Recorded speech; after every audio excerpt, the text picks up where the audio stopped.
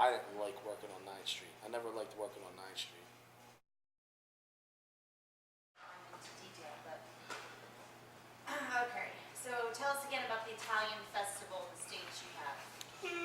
Bunch of fucking idiots all want to play music, so I let them play music on the stage.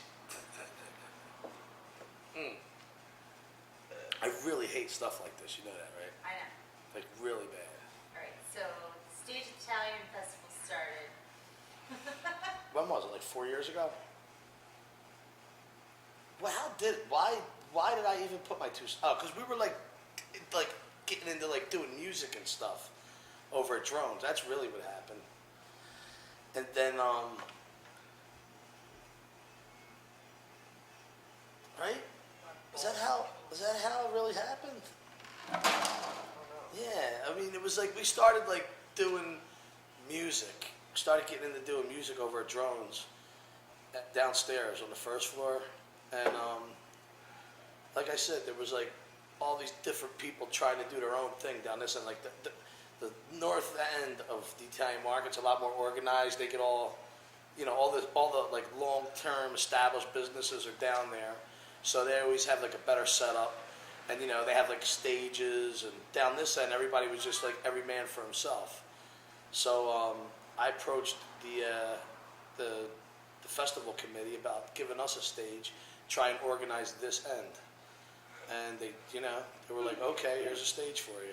They didn't give us any money to do it. They're just like, we'll supply you with a stage and a PA system. And pretty much, you know, we just went to different bars where they would have live music and just found like a lot of really cool, like local, you know, Philly bands, and you know, put them up for the festival. They all like it. They all seem to like it. So how'd you come up with the idea to open up the Rick Rack?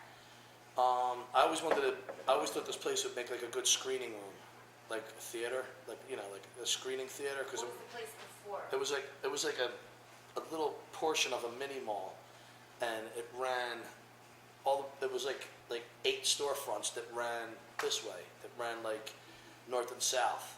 Like now it's east and west. The way we got it set up, it was all these little storefronts, and it's one long building. So once my mom took it over, she only used like the first little front portion of it, and then the whole back of it was all just like little storage rooms. And I was like, man, if we took down the walls, this would make a nice, screening room, nice little theater. That was like the first original plan, and then that never panned out. And then Frankie was trying to find a space for Ali to use for an improv class, and I was like, well, why don't we just build a stage in here? But like any place that he was finding had little tiny stages, and they wanted a lot of money, and I'm like, well, build a stage here and have a little theater here, like screen movies, whatever. And in the meantime, he could use it for his classes. You could maybe like get back into your whole New York swing, but only in Philly. And so Pete came in, and like I would have probably never did it. I just had a pile of wood in here and was looking at it for like 2 days. And then Pete came in, and I called him on his offer to build a stage. And he's like, he's doing it for Frankie because he loves Frankie. And, so we built the stage, and it just grew from there.